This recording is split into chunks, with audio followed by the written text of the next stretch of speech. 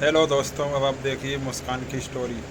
यह कहानी है मुस्कान की। मुस्कान एक खूबसूरत लड़की थी। उसकी खूबसूरती का चर्चा पूरे गांव में था। वह हर वक्त हंसती मुस्कुराती रहती थी, इसलिए घर वालों ने उसका नाम मुस्कान रख दिया था। मुस्कान के अब्बू का नाम जमाल था और उसने अपनी बेटी का रिश्ता अपने एक दोस्त के बेटे के साथ तय कर दिया था। घर में जल्द ही उसकी शादी की तैयारियां होने लगी। घर में सब बहुत खुश थे क्योंकि मुस्कान इस घर की सबसे बड़ी बेटी थी, इसलिए सब उसकी शादी की तैयारियां बहुत जोर शोर से कर रहे थे। जिस लड़के से मुस्कान का रिश्ता तय हुआ था उसे अभी तक मुस्कान ने देखा भी नहीं था और वह उन लोगों के बारे में ज्यादा जानती भी नहीं थी क्योंकि उसके माँ बाप ने यह रिश्ता तय किया था। फिर घर में शहनाइयाँ बजने लगी, पूरा घर सजा दिया गया था, एक खुशियों का सामान था। सारे मेहमान घर में आने लगे और फिर मुस्कान की शादी होने लगी। आज उसकी मेहंदी की रात। मुस्कान पीले रंग के जोड़े में बहुत खूबसूरत लग रही थी। वह सबसे हंस हंस कर बातें कर रही थी। फिर मेहंदी के बाद वह अपने कमरे में चली गई। तभी उसकी एक सहेली जोया उसके पास आई और कहने लगी, मुस्कान चलो, हम इस रात को यादगार बनाते हैं, तुम मेरे साथ चलो, हम उसी बाग में चलेंगे जहाँ पर हम बचपन में खेलने जाते थे। जोया मुस्कान की बचपन की सहेली थी। मुस्कान हैरत से कहने लगी, अरे जोया, आज मेरी मेहंदी है, मैं तुम्हारे साथ कैसे जा सकती हूँ? देखो घर में सारे मेहमान हैं। जोया कहने लगी, कुछ नहीं होता, देखो शादी के बाद तुम दूसरे शहर चली जाओगी और न जाने मेरी तुमसे मुलाकात होगी या नहीं। तुम मेरी बचपन की सहेली हो, मैं आज रात तुम्हारे साथ गुजारना चाहती हूँ, फिर कल तो तुम्हारी बारात है, तुम रुखसत होकर शहर चली जाओगी, प्लीज इनकार न करो। उसकी मिन्नत समाजत के बाद बालाखिर मुस्कान भी इस बात पर राजी हो गई कि वह जोया के साथ उसी बाग में जाए जहाँ पर वे बचपन में खेलने जाते थे, जहाँ पर एक झूला बंधा होता था और वे दोनों झूला लेने के बहाने दिन हो या रात एक दूसरे का हाथ पकड़े उस बाग में पहुँच जाती थी। बाग के पास ही एक नहर भी थी जो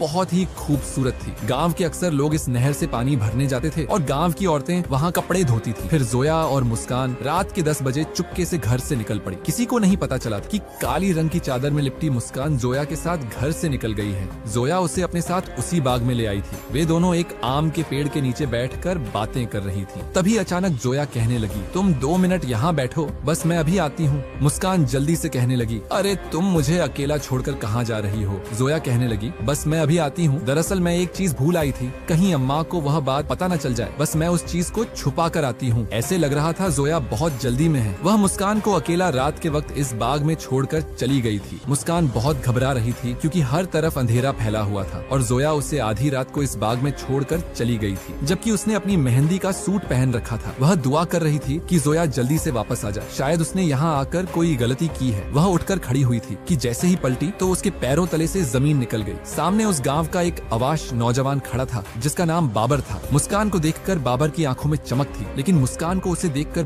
बहुत गुस्सा आया। तुम यहाँ क्या कर रहे हो? बाबर अजीब अंदाज में मुस्कुराया और कहने लगा, अपनी बेइज्जती का बदला लेने आया हूँ। यह सुनकर मुस्कान खौफजदा हो गई और कहने लगी, कौन सी बेइज्जती? बाबर उसके सामने आकर कहने लगा, उस दिन जब मैंने तुमसे कहा था कि मैं तुम्हें पसंद करता हूँ और तुमसे शादी करना चाहता हूँ, तुमने मेरे मुंह पर थप्पड़ मारा था। आज मैं उस थप्पड़ का बदला लूंगा। आज तुम्हारी मेहंदी की रात है, तुमने मुझसे शादी से इनकार किया था, मुझे बदनाम करने की कोशिश की, सारे गाँव वालों को बताया कि मैं एक अवाश नौजवान हूँ। आज मैं तुमसे इस बात का बदला लेकर रहूंगा। उसने मुस्कान को दोनों हाथों से पकड़ लिया था। मुस्कान चीख रही थी, चिल्ला रही थी, लेकिन उसकी आवाज सुनने वाला कोई भी नहीं था क्योंकि बाबर ने उसके मुंह पर हाथ रख दिया था। वह उसके साथ जबरदस्ती कर रहा था। मेहंदी की रात मुस्कान अपनी इज्जत खो चुकी थी। जोया धोखे से उसे बाग में लेकर आई थी। उसने दोस्ती के नाम पर उसके साथ दगा किया था। वह बाबर के साथ मिली हुई थी, लेकिन बाबर अपना बदला लेकर उसे उसी हालत में छोड़कर चला गया। मुस्कान दोनों हाथों में चेहरा छुपाकर रो रही थी। यह क्या हो गया उसके साथ? उसकी जिंदगी बर्बाद हो गई। फिर बड़ी मुश्किल से वह घर पहुंची थी। उसने इस बात का जिक्र किसी के सामने भी नहीं किया। उसने यह बात सबसे छुपा ली थी। लेकिन जोया जब से उसके सामने नहीं आई थी, अपने बचपन की दोस्त की इस कदर मक्कारी और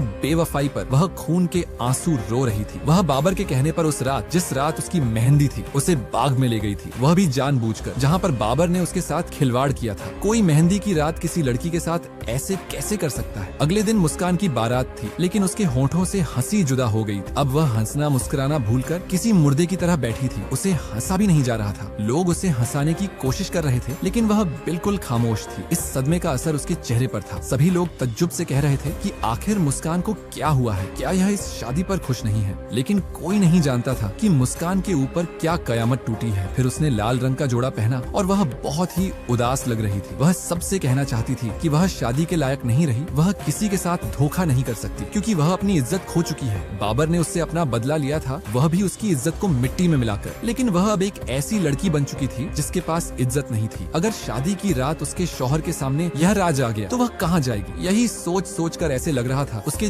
जिस्म में जान नहीं है। फिर रुखसती के बाद उसने एक भी आंसू नहीं बहाया। उसके माँ बाप भी परेशान थे कि आखिर उनकी बेटी को क्या हुआ है। कोई भी यह नहीं जानता था कि वह अपनी मेहंदी की रात अपनी इज्जत खो चुकी है। घर वालों से छुपकर अपनी सहेली के कहने पर वह उसके साथ बाग में चली गई थी। लेकिन इस मासूम को नहीं पता था कि वह एक साजिश का हिस्सा बन चुकी है और इस साजिश के नतीजे में मुस्कान की जिंदगी बर्बाद हो गई थी। बालाखिर वह रुखसत होकर दूसरे शहर चली आई जहाँ पर उसका निकाह सरफराज के साथ हो गया था। सरफराज उसका शौहर था। सरफराज जैसे ही कमरे में आया, मुस्कान बहुत ज्यादा डर रही थी। वह सोच रही थी कि आज उसका वह राज सामने आ जाएगा जिसके बारे में उसने किसी को भी नहीं बताया। सरफराज कमरे में आया, उसने दुल्हन बनी मुस्कान को देखा जो सर झुकाए बैठी थी और बहुत ही खूबसूरत लग रही थी। लेकिन सरफराज के चेहरे पर परेशानी थी, ऐसे लगता था कि वह किसी बात से परेशान है। फिर वह मुस्कान के सामने बैठा और उससे कहने लगा, मुस्कान मुझे माफ कर देना, मैं इस शादी पर राजी नहीं था लेकिन घर वालों ने मेरी शादी जबरदस्ती कर दी। यह सुनकर मुस्कान हैरान रह गई। फिर सरफराज शर्मिंदगी से कहने लगा, दरअसल मैं इस लायक नहीं कि मैं शादी कर सकूं, मैं एक नामर्द हूँ। यह सुनकर मुस्कान के पैरों तले से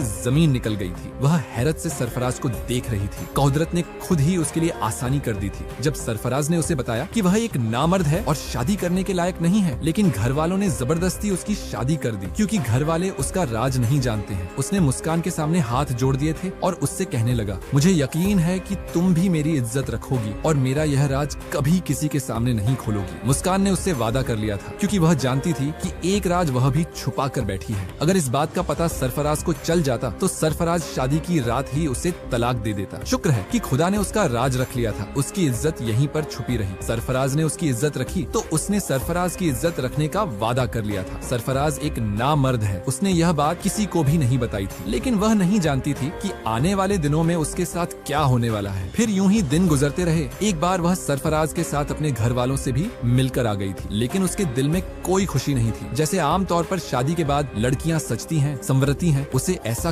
कोई शौक नहीं था। सरफराज के घर वाले भी उससे कहते कि वह तैयार होकर रहा करे। सरफराज की बहनों को अपनी यह खूबसूरत सी भाभी बहुत अच्छी लगती थी जो हर वक्त खामोश रहती थी। सरफराज की माँ का नाम जमीला था, लेकिन जमीला एक सख्त मिजाज की औरत थी। उसने देखा कि मुस्कान हर वक्त खामोश रहती है, कमरे में पड़ी रहती है। फिर एक दिन वह आकर उससे कहने लगी, तुम्हारी शादी को 1 हफ्ता हो गया है, अब घर के काम काज करना शुरू करो। मेरी बेटियां अभी छोटी हैं, वे घर के काम नहीं कर सकती। मुस्कान ने उसके सामने सर झुका लिया और कहने लगी, जी अम्मी, जैसा आप कहें मैं घर का सारा काम करूंगी क्योंकि मुझे सारा काम करना आता है। जमीला यह सुनकर हैरान रह गई। वह समझ रही थी कि मुस्कान एक नखरे वाली लड़की है, वह इस बात से इनकार करेगी, लेकिन उसके चेहरे पर बला की खामोशी थी। ऐसे लगता था कि उसके वजूद में एक गहरा राज छुपा हुआ है। अब मुस्कान खामोशी से घर का काम काज करती रहती थी। वह ज्यादा किसी से बात भी नहीं करती थी क्योंकि उसके ऊपर जो कयामत बीत गई थी उसका जिक्र वह किसी से भी नहीं करना चाहती थी। उसकी सास जमीला उससे बहुत खुश थी कि उसे बहुत अच्छी बहू मिल गई है, जबकि सरफराज भी खुश था कि मुस्कान ने उसका राज छुपा लिया है। उसकी सच्चाई दुनिया वालों के सामने आती तो शायद वह किसी से मुंह दिखाने के काबिल न रहता। फिर दिन यूं ही गुजरने लगे। उसकी शादी को 1 महीना गुजर गया था। एक दिन सरफराज ऑफिस से घर आया और वह जल्दी जल्दी बैग पैक कर रहा था। मुस्कान उसे देखकर हैरान थी। वह उससे कहने लगी कि तुम कहाँ जा रहे हो? सरफराज उसे कहने लगा, मेरे एक दोस्त का एक्सीडेंट हो गया है, मुझे दूसरे शहर जाना होगा। यह सुनकर मुस्कान हैरान रह गई थी कि वह दूसरे शहर जा रहा है, उसे यहाँ अकेला छोड़कर। लेकिन मुस्कान ने उसे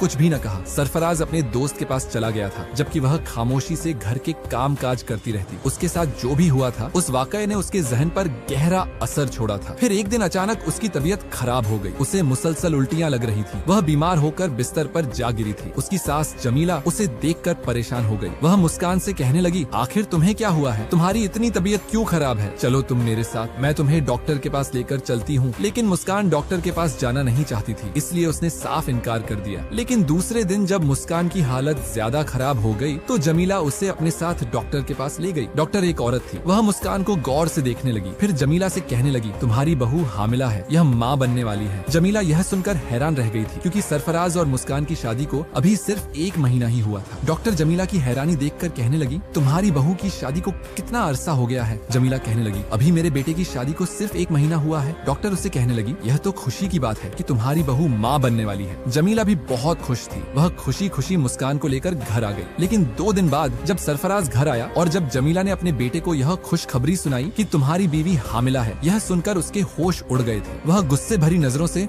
मुस्कान की तरफ देख रहा था। वह जमीला से तो कुछ नहीं कह सका, लेकिन कमरे में आते ही वह मुस्कान की तरफ नफरत से देखते हुए कहने लगा, तुमने मेरे साथ ऐसा क्यों किया? मेरा राज छुपाने का वादा किया था, लेकिन अपना मुंह कहां से काला किया है? यह बच्चा मेरा हरगिज नहीं है, क्योंकि मैं तो बाप बनने की सलाहियत से महरूम हूँ। फिर तुमने यह बच्चा कैसे पैदा कर लिया? मुस्कान दोनों हाथों में मुंह छुपाकर रोने लगी। वह सरफराज से कहने लगी, मेरा इसमें कोई कसूर नहीं, मेरी भी किसी ने जिंदगी बर्बाद कर दी थी। सरफराज उसे गुस्से से कहने लगा, फिर तुमने शादी क्यों की? यह बच्चा मेरा हरगिज नहीं है, मैं इसे कबूल नहीं करूंगा। मैं दुनिया वालों के सामने अपनी सच्चाई नहीं लाना चाहता। तुमने इसका फायदा उठाया है। तुम एक गुनहगार लड़की हो। वह मुस्कान को खूब जलील कर रहा था, उसे बातें सुना रहा था और खामोशी से घर से बाहर चला गया। पीछे मुस्कान घुटनों में मुंह छुपाकर रोए चली जा रही थी। उसे अपनी मेहंदी की वह रात याद आई जब बाबर ने उस पर जुल्म किया था और उसकी बचपन की सहेली जोया ने उसके साथ धोखा किया था। उसकी वजह से आज उसे यह सब भुगतना पड़ रहा था। अब सरफराज उससे बात भी नहीं करता था। वह जोया को एक बदकिरदार लड़की समझ रहा था, लेकिन जोया को यह गम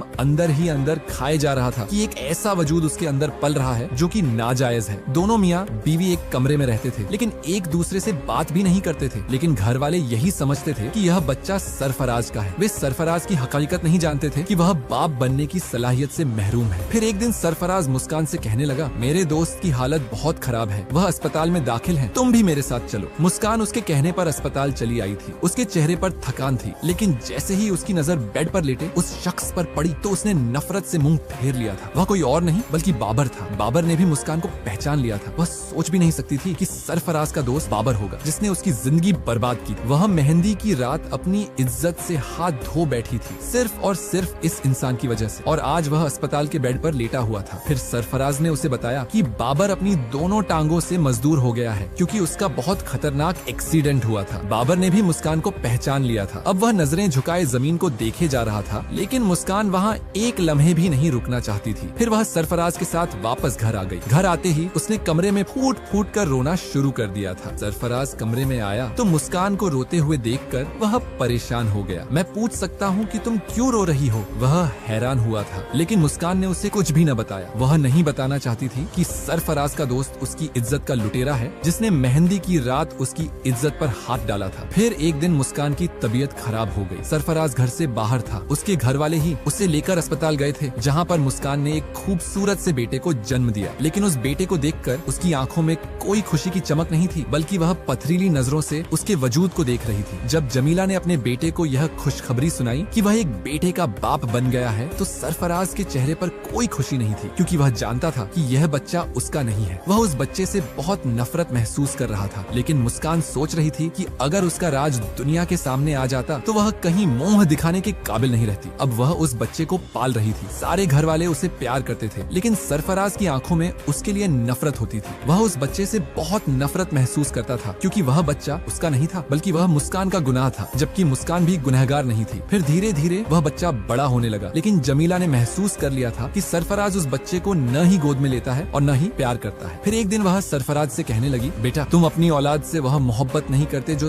तुम्हारा बाप तुमसे करता है। मुझे यह देखकर बहुत तकलीफ महसूस होती है। आखिर इसकी क्या वजह है? सरफराज ने उसे एक लफ्ज भी न कहा और खामोशी से वहाँ से चला गया, क्योंकि अगर वह मुस्कान का राज अपनी माँ को बताता तो शायद मुस्कान भी उसका राज उसकी माँ को बता देती। इसलिए उसने खामोशी इख्तियार किए रखी। फिर एक दिन वह मुस्कान से कहने लगा कि आज मेरे दोस्त बाबर का इंतकाल हो गया है। यह सुनकर मुस्कान की आंखें फटी की फटी रह गई थी। फिर वह कहने लगा, लेकिन मरते वक्त उसने मुझसे एक अजीब बात कही। वह कह रहा था कि अपनी बीवी मुस्कान से कहना कि मुझे माफ कर दे। आखिर उसने ऐसा क्या किया था? मुझे भी तो बताओ। लेकिन मुस्कान ने उसे एक लफ्ज भी न कहा। वह मर चुका था और उसकी बुराई वह सरफराज के सामने नहीं करना चाहती थी। फिर धीरे धीरे उसका बेटा अयान बड़ा हो रहा था। वह अब स्कूल जाने लगा था। एक दिन वह अपनी स्कूल की कॉपी उठाकर सरफराज के पास आया और कहने लगा, देखो अब्बा जान, मुझे टीचर ने स्टार दिया है। लेकिन सरफराज ने वह कॉपी जमीन पर फेंक दी थी और खामोशी से उठकर घर से बाहर चला गया। जमीला ने भी उसका रवैया नोट किया था, जबकि मुस्कान की आंखों में आंसू थे। रात को जमीला सरफराज से कहने लगी, तुमने बच्चे के साथ ऐसा क्यों किया? वह तुम्हारी ही औलाद है। सरफराज चिल्लाते हुए कहने लगा, वह मेरी औलाद नहीं है, मैं उससे नफरत करता हूँ। यह सुनकर जमीला समेत सारे घर वाले हैरान रह गए। फिर वह मुस्कान से कहने लगी, सरफराज अपनी औलाद से मोहब्बत क्यों नहीं करता? क्या यह उसका बेटा नहीं है? उसकी आंखों में हैरत। तो मुस्कान कहने लगी, नहीं, ये सरफराज की ही औलाद है। इतना कहकर उसने अपने बेटे अयान को गोद में लिया और कमरे के अंदर चली आई और कमरे में आते ही उसने रोना शुरू कर दिया। रात को सरफराज कमरे में आया तो मुस्कान उससे कहने लगी, आप सबके सामने मेरे बेटे को जलील न किया करे, वह एक मासूम बच्चा है, जो भी हुआ है उसमें उसका कोई कसूर नहीं। फिर सरफराज ने उसे नफरत से देखा और कहने लगा, लेकिन मुझे भी तो पता चले कि आखिर वह किसकी औलाद है। तुम जानती हो कि मैं एक नामर्द हूँ, मैं बाप बनने की सलाहियत से महरूम हूँ, तुमने अपना गुनाह मेरे सर डाला है। मुस्कान रोते हुए कहने लगी, यह मेरा गुनाह नहीं है, बल्कि मेरे साथ भी किसी ने ज्यादती की थी। वह उस रात का राज है जिसने मेरी जिंदगी बर्बाद कर दी थी, लेकिन शायद हमारी किस्मत में ऐसे ही मिलना लिखा था। आपको यकीन नहीं आएगा सरफराज की उस दिन मेरी मेहंदी थी। जब आपके दोस्त बाबर ने मेरी इज्जत पर हाथ डाला था, उसने ही मेरी इज्जत खराब की थी। यह सुनकर सरफराज को यकीन नहीं आया। वह मुस्कान से कहने लगा, ऐसे कैसे हो सकता है, बाबर ऐसा नहीं था। तो मुस्कान रोते हुए कहने लगी, वह हमारे गांव का ही था और गांव में रहने वाली एक औरत का भांजा था। अक्सर ही वह हमारे गांव आता था। एक दिन गली के नुक्कड़ पर उसने मुझसे इजहार मोहब्बत किया, लेकिन मैंने उसके मुंह पर थप्पड़ दे मारा था। उस बात का बदला उसने ऐसे लिया कि मेरी दोस्त जोया के साथ मिलकर उसने मेरी मेहंदी की रात को मुझे खेतों में बुलवाया और मेरी इज्जत खराब कर दी। फिर मैं कहीं मुंह दिखाने के काबिल नहीं रहती, लेकिन आपसे मेरी शादी हो गई। मैंने यह राज आपको आज तक नहीं बताया था, लेकिन मैं नहीं जानती थी कि वह आपका दोस्त होगा। अब वह इस दुनिया में नहीं रहा, इसलिए मैंने यह बात आपके सामने कभी नहीं की। यह उसी का गुनाह है और किसी का नहीं, और इसमें मेरा कोई कसूर नहीं था। सरफराज यह सुनकर शर्म से पानी पानी हो गया। वह मुस्कान को गुनहगार समझता था, लेकिन गुनहगार तो बाबर था जिसने मुस्कान की जिंदगी बर्बाद की थी। फिर सरफराज ने मुस्कान से माफी मांगी और अपने बेटे अयान को गले लगा लिया। अब मुस्कान की जिंदगी अच्छी हो गई थी, क्योंकि सरफराज ने उसे अपनी जिंदगी में कबूल कर लिया था। उसे सच्चाई का इल्म हो गया था। मेहंदी की रात मुस्कान की इज्जत पर हाथ डालने वाला अपने इबरतनाक अंजाम को पहुंच गया था।